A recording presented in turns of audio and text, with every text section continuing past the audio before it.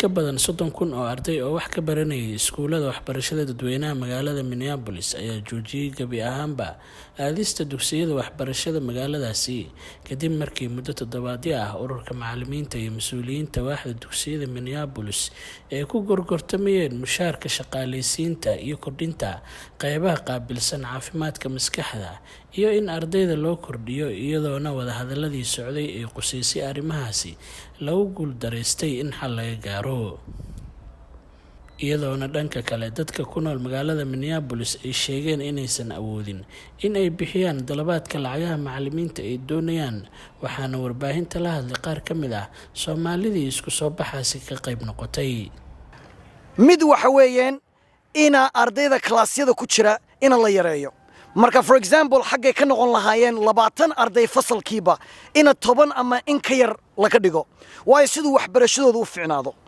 tan labaad waxa weeyeen in la badiyo macallimiinta ka shaqeeya xagga caafimaadka maskaxda tan saddexaadna waxa weeyeen in loo badiyo macallimiinta mushaaharadooda baatooyinka macallimiinta kacbanaya waxa weeyaan fasalada qaarkood ardadoo kale kaba soo qaad waxa laga yaabaa fasalada qaar in 34 arday ay fadhido macallinkii marka ma baahi tiriyo ardadii oo 34 qof maaragtay markuu cashar ku soo bandhigo gooni haddana uma caawin karayo oo baahidoodaas maaragtay ma dhameystiri karayo marka waxay rabaan in ardadii laga yareeyo oo fasal number macquul ah oo kale ardadii laga dhigo waxay kaloo ka cabanayaan macallimiintii oo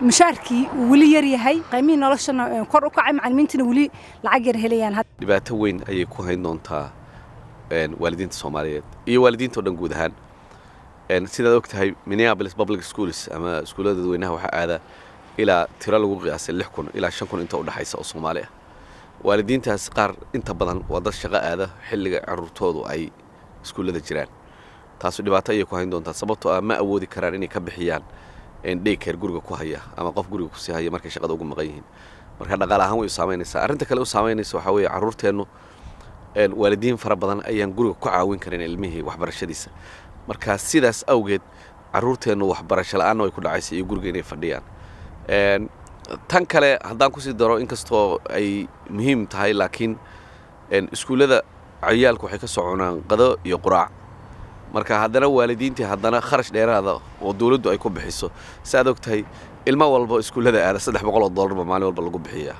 oo cuntadiisa gaarigiisa meeshuu tagayay macallimiinta marka dhaqaalihiina dawladdu way bixin lahayd beri dhaweyto shir jiray waan ka qayb galay anigu oo dhaqaale loogu tala galay pandemic relief-ka dhibaatooyinka carruuraha wax laga qabaday lacag badan oo federaalku u baasgareeyay waxyaabahan u sheegay waxa ka mid ah in carruurta Soomaalida maadaama ay 2 sanadood guri fadhiyeen in loo qabto tutoring ama qof wax u dhiga oo one ay helaan in mental health carruurta la evaluate gareeyo xaaladooda caafimaad la ogaado in haddana ciyaaro oo kale into sida sports activities Soomaalidu kubadda cagta ciyaaraan Minneapolis Public Schools waa inay coaches u qabtaan waana u sheegnay maalintii dhaweyto aan la shirayay superintendent ninka xukuma iyo maxaan ku ramaa maamulka dhan We got the power. What kind of power? Student power.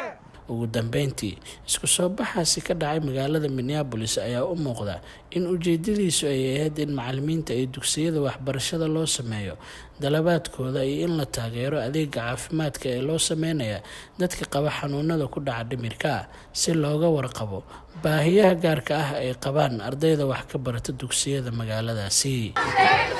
When do we want them? Now. When do we want safe schools? When do we want them? Now.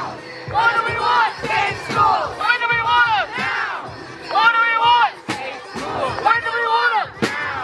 What do we want? Safe. maanta meeshan waxa u joognaa inaan macallimiinteena garab galno oo caawino si ay noo caawiyaan. Abdiraxmaan Atore, Nairobi.